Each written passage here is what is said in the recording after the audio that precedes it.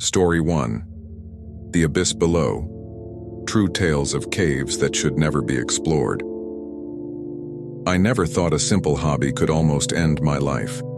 Caving had always been a mix of thrill and science for me, an escape from the monotony of city life.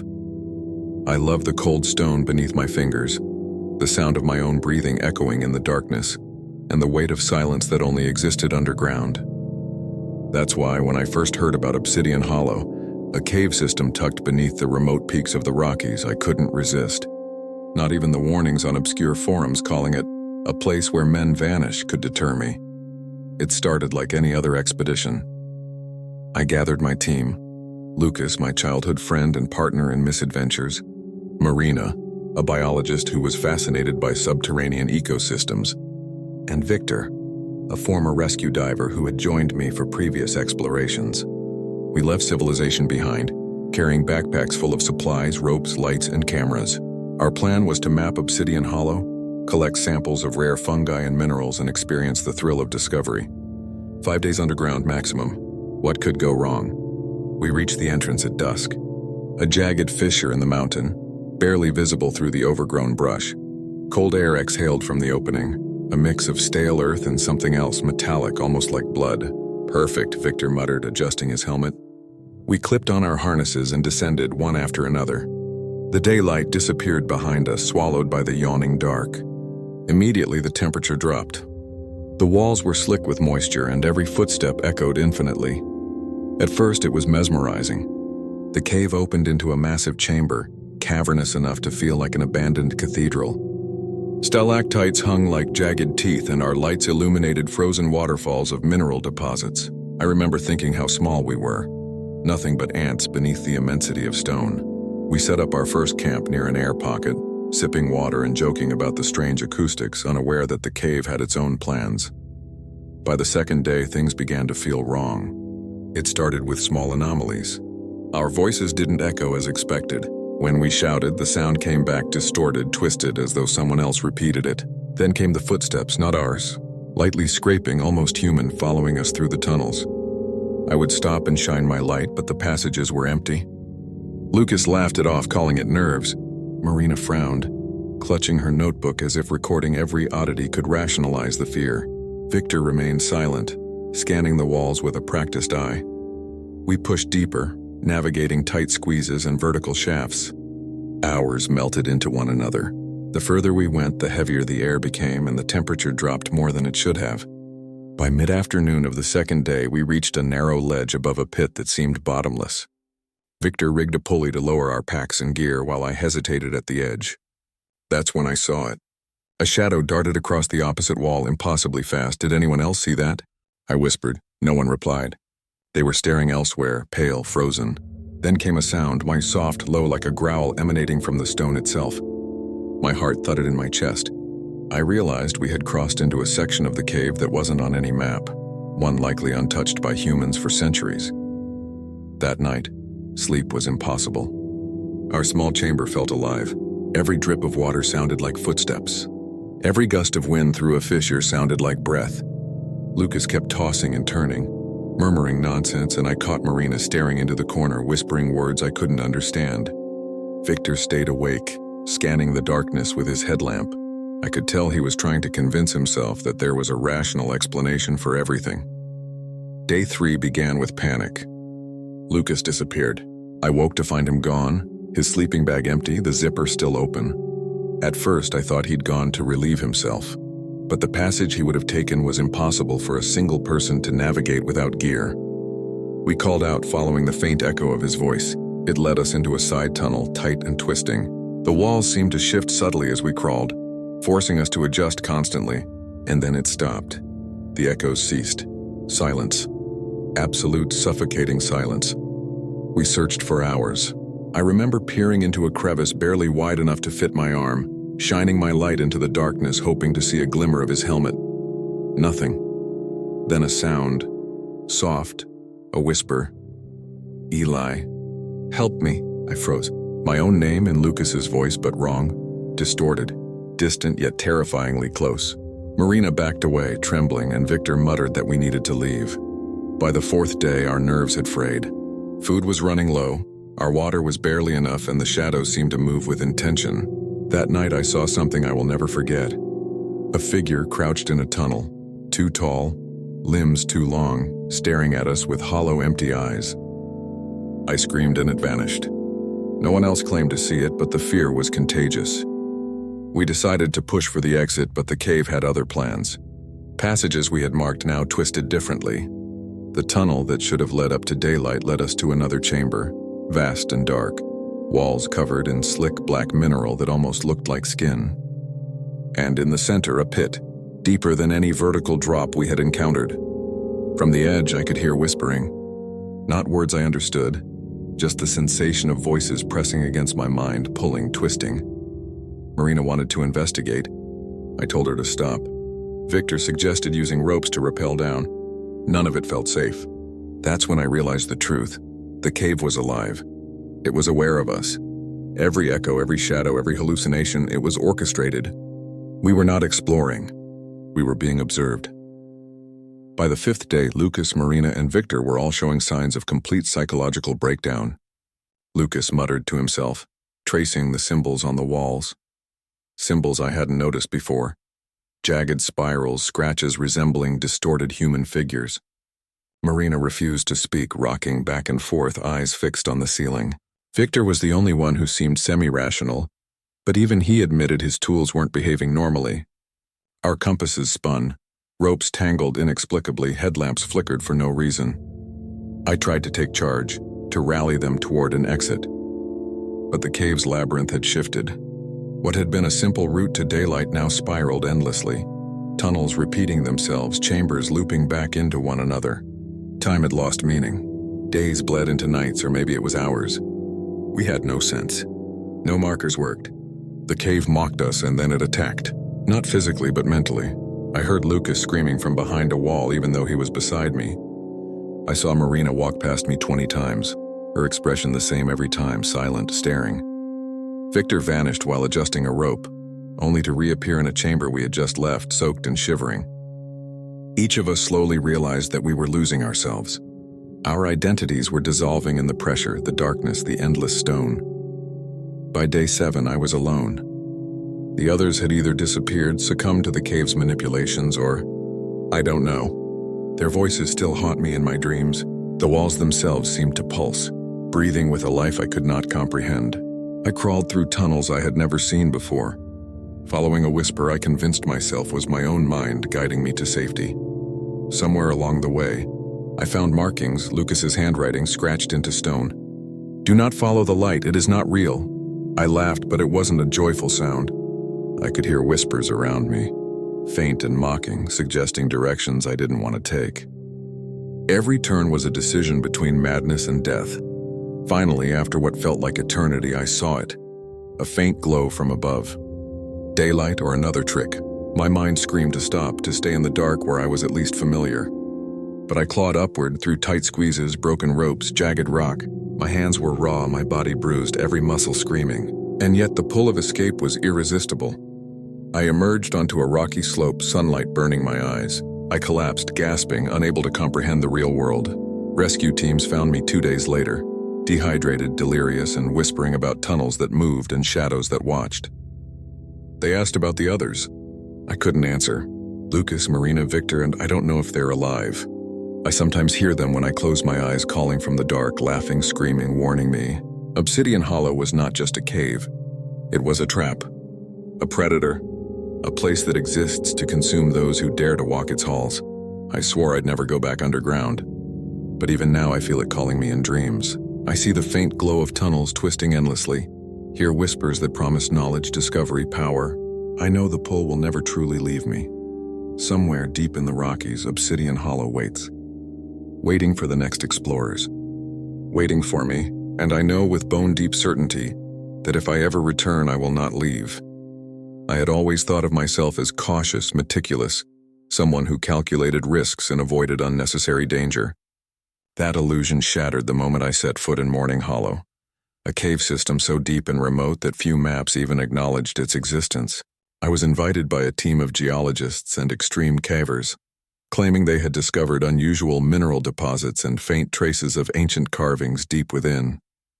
Curiosity, combined with the promise of professional recognition, convinced me to join. I never should have. The expedition started innocuously. I packed my gear, double-checked ropes and headlamps, and flew to a small mountain town near the cave's entrance.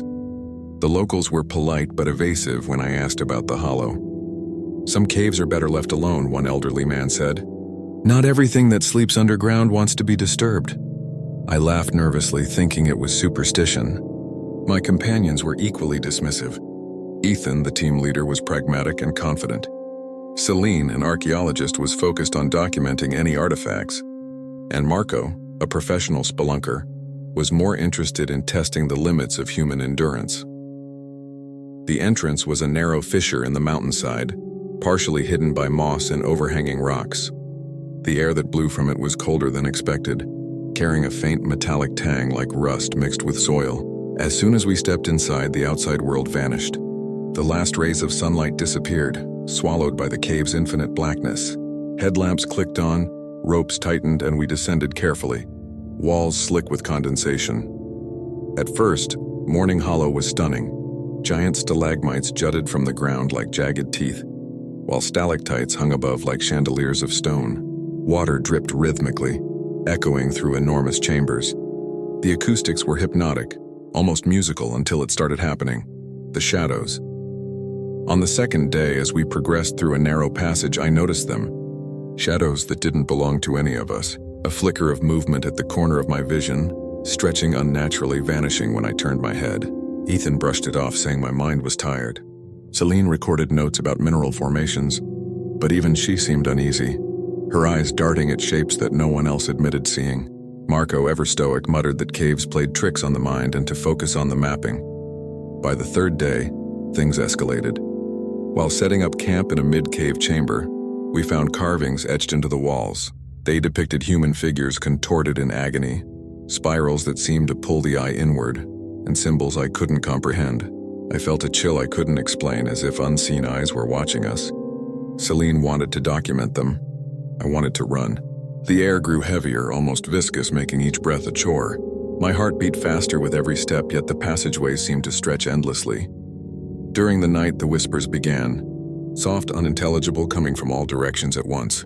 I woke to Marco shaking uncontrollably, eyes wide and fixed on a corner of the chamber. "Do you hear them?" he whispered. I did. At first, it seemed like the echoes of our own voices, but it wasn't. The whispers formed words I couldn't understand, phrases that seemed to worm into my mind, promising horrors I couldn't name. Ethan dismissed it as hypoxia, fatigue, anything rational, but there was no rational explanation. The cave was alive. I knew it. On day 4, Celine vanished. One moment she was examining a series of narrow tunnels, the next, gone. We searched frantically, shouting, calling her name. Nothing. No sound, no movement, only the oppressive blackness pressing against us. Then the first attack occurred. Shadows, I can only describe them as liquid darkness, surged from the walls, wrapping around Ethan's legs. He screamed as if burned, clawing at the invisible force. I grabbed a rope to pull him free, but it resisted. And for a terrifying moment, I feared the cave itself would drag him into the stone. Somehow we broke the grip, but Ethan was changed. Eyes hollow, skin pale, voice trembling, repeating Celine's name over and over. We attempted to retreat, but the tunnels had shifted. Passages we had mapped now twisted unpredictably, looping back upon themselves as if the cave had grown while we slept. Each turn felt like a trap, each chamber like a cage. Water began pooling unnaturally, dripping from the ceiling in odd patterns, forming small streams that led nowhere. Our compasses spun wildly. Our phones, despite no signal, emitted static and whispered voices. Marco tried to document it, filming walls and corridors, only to find when reviewing the footage later that the shadows were moving, reshaping themselves, watching, almost smiling. By the 5th day, I realized something horrifying. We were being consumed, not physically but psychologically. Our memories began faltering. I forgot how we entered, how long we had been inside. Names, faces, even our purpose. All I could recall were the whispers, the shapes, the shadows stretching impossibly along the walls. I began to hallucinate Celine's voice calling me deeper into the cave, promising knowledge, safety, relief. Every instinct screamed to resist, but a part of me longed to obey. The sixth day brought the screams. Marco, convinced the shadows were sentient, ran into a narrow fissure to confront them. His screams echoed endlessly, distorted, as if the walls themselves were amplifying them. Ethan and I tried to follow, only to find him gone when we turned a corner. The whispers intensified, now calling my name directly. The wall seemed to breathe. The darkness shifted, forming human shapes crawling along ceilings, pressing against the floor. I swear I saw eyes glowing faintly red, staring at me from the stone itself. By the seventh day, I was alone. Ethan had vanished, Marco was gone, Celine was... whatever had happened to her. My mind had frayed, yet I crawled onward, compelled by a mix of fear and inexplicable fascination. The cave opened into a massive chamber, black as night, with walls carved into disturbing faces, frozen in screams. I realized that Morning Hollow was not a passive predator. It was a collector, preserving the minds of those who dared enter. Something moved behind me. Slow, deliberate, stretching across the stone. I ran blindly, slipping in water and mud, hearing laughter, human yet alien, echo from the walls. I didn't stop. My body ached. My lungs burned. Every step felt like it could be my last. Finally, I found a shaft leading upward. Sunlight barely visible through the narrow opening. Climbing was torture, hands bleeding, muscles screaming, yet I forced myself upward. When I emerged, the world was unchanged. Trees, sky, wind, and all normal. I collapsed, crying, exhausted beyond comprehension. Rescue teams found me later, dehydrated and muttering incoherent phrases about shadows, whispers, and walls that moved. I couldn't explain. I still can't. Now, years later, I avoid caves entirely, but Morning Hollow waits. I can feel it in dreams calling me back, promising what I cannot resist. The darkness never truly leaves, and sometimes in the silence of night I hear its whispers, beckoning, insistent. I know that if I ever return, the shadows will finally consume me, and my mind, like countless others, will become part of the cave forever. I still remember the excitement that gripped me when I first heard about Erebus Chasm, a remote cave system hidden deep in the Carpathian Mountains. It was a spelunker's dream, unexplored passages, rare minerals, and rumors of ancient carvings that hinted at civilizations lost to time. I had been caving for years, but this expedition promised a kind of adventure I had never experienced before. I ignored the small, insistent voice of caution in my mind. I ignored the locals who muttered about those who enter and never come back. Our team was small but capable. Anton, a seasoned mountaineer. Lena, a geologist and expert in cave formations. Mikhail, a former military diver with a penchant for extreme exploration. And myself. The plan was simple. Enter the cave, document its chambers, and map any previously uncharted tunnels. A week-long journey, no more. But Erebus Chasm had other intentions. The entrance was a narrow crevice at the base of a cliff, hidden by moss and overhanging rocks. A cold wind exhaled from the fissure, carrying a scent of damp stone and something metallic I couldn't identify.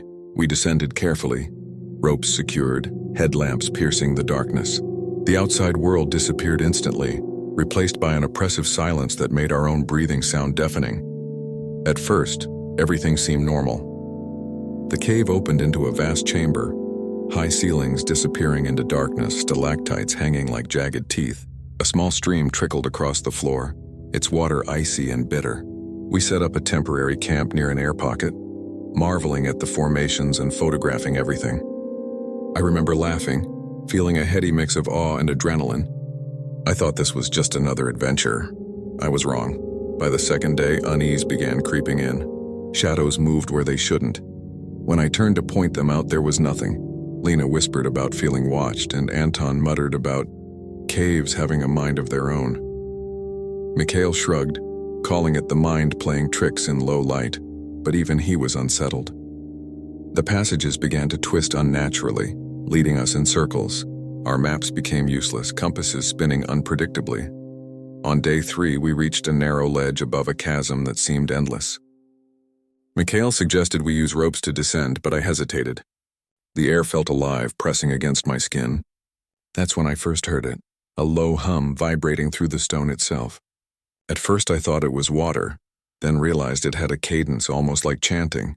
The others heard it too. We froze, listening as the sound grew louder, echoing through the tunnels surrounding us. Night fell and we tried to rest, but sleep was impossible. The whispers started faint at first, then insistent. They seemed to call our names, though not in our voices. I heard Lena whispering mine even when she was beside me. Shadows stretched unnaturally across walls, twisting into grotesque shapes. Every instinct screamed to leave, but the cave's layout had changed again. The passages no longer led to the entrance. Erebus Chasm had claimed us. By day 4, Lena vanished. One moment she was examining a narrow passage, the next gone. Panic set in. Anton tried to rationalize it. She must have slipped into another tunnel. But the corridors had become a labyrinth, twisting impossibly, folding back on themselves. I could hear her voice echoing, calling for help, though it was distorted, alien.